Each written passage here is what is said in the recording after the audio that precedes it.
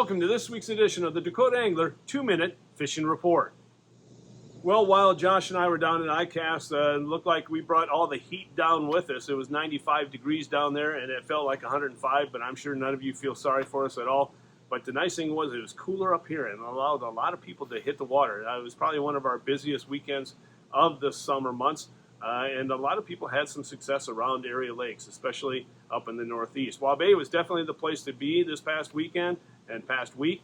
A lot of 15 to 20-inch fish were being caught up there. Otherwise, lakes up in the Northeast that produced walleyes included Bitter, Opitz, North Rush, Goose, Indian Springs, Big Stone, Bullhead, a few being caught there, Dry Lake by Clark, and then also Midland, Long, and Drywood. Down the southeastern part of the state, the lakes that produced walleyes included Dry Lake by Willow Lake and Thompson. Those two really started picking up the past week.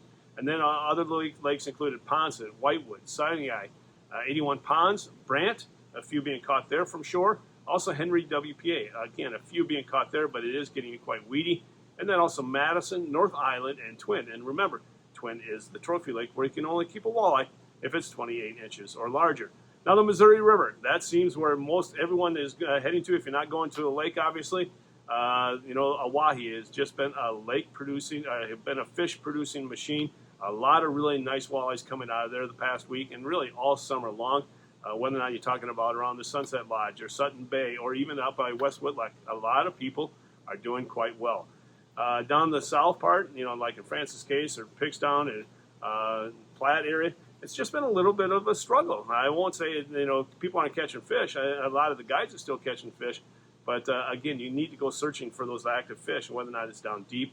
And a lot of people are pulling crankbaits with lead line to get down to that depth where those active fish are. Some of those crankbaits that people are using right now are the Salmo Hornets. The Berkeley Flicker Shads continue to do well. Also, some of our custom shad wraps that you can only get here at Dakota Angler have been producing some nice walleyes. But a lot of times now, this time of year and moving forward, the baits kind of move to more of a stick type of bait, like the Reapers, the Walleye Nation Creation Reapers. A lot of people are starting to use them, and I think that bait will start to be increasing in usage over the coming weeks. Other things that people have been doing on area lakes, a lot of people are bottom bouncing with slow death spinners with a half crawler or an artificial killer crawler from Berkeley. A lot of times they'll put a small blade on there, small prop, or even a small smile blade, and that has enhanced that bite or improved the bite substantially. So keep that in mind over the next week. Otherwise, a lot of jigging wraps that have been used that you see behind me. You have a great selection from Rapala here. The size 7 and size 9 are the two most popular sizes that people are using, and they're just snap jigging those jigging wraps back and really using the forward-facing sonar. But if you don't have forward-facing sonar, this is still a great bait to use this time of year. That you're just doing a little bit more of a fan cast, looking for those active fish. Those are the things to keep in mind this upcoming week. The panfish bite has definitely been off, but I think a few people are starting to catch bluegills, like around the Vermilion area. They're doing quite well, and also, again, that bite should only get better in the coming weeks. In this week's edition of Todd's Tackle Tips, we're going to do a little bit of an ICast recap because, honestly, we just got back earlier this week from ICast. That's an annual fishing tackle show, one of the largest fishing tackle shows for dealers in the industry down in Orlando, Florida. And it was plenty warm, to say the least, but thank goodness for air conditioning.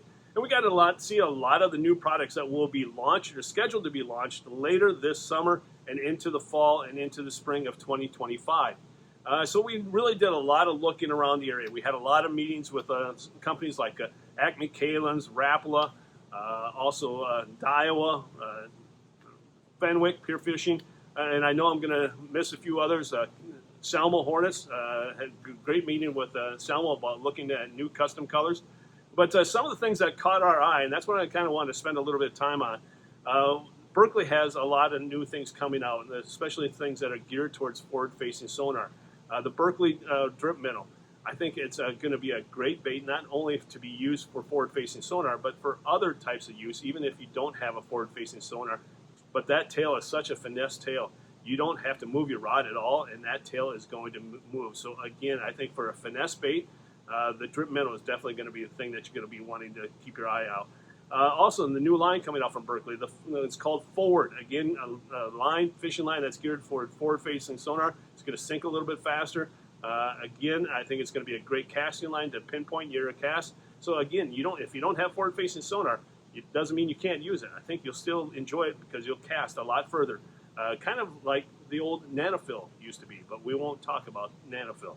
Other things from Rapala, new colors of X-Wraps. I'm a big X-Wrap fan, and this coming year, Rapala is coming out with new colors of X-Wraps. Also, something that Dewey Jelm has really started using the past couple of tournaments is the Mooch Minnow, a new plastic that really, again, is geared towards forward-facing sonars, but it also has a lot of finesse to it, and so I think a lot of people are going to have success. The final thing that just blew my mind, quite honestly, is the new Lowrance Eagle Eye. It is the new forward-facing sonar that won't break the bank. That a lot of people have been holding off on buying forward-facing sonar because of the price, that they didn't have the extra $3,000 to spend on fishing equipment. Well, the Lowrance Eagle Eye is filling that niche. This whole unit, the transducer, as well as the screen, the monitor, all under $1,000. But if you want to add it to a shuttle and also a pole for ice fishing, then that's going to increase a little bit. But again, I think this is going to be a game changer for a lot of people, especially if you don't have the money or if you have a smaller boat that you don't want to spend the money on.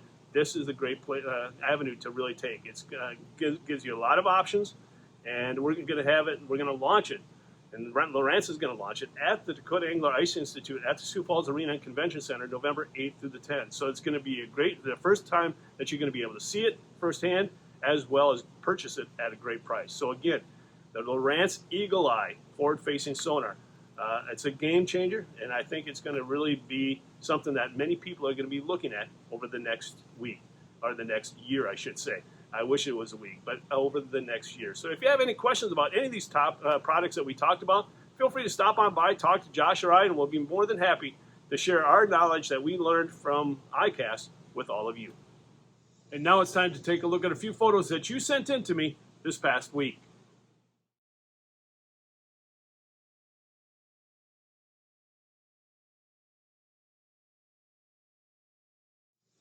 And remember, folks, if you'd like your photo included in next week's version of the 2-Minute Fishing Report, all you have to do is send it to me, and you can do that by sending it to todd@dakotaangler.com.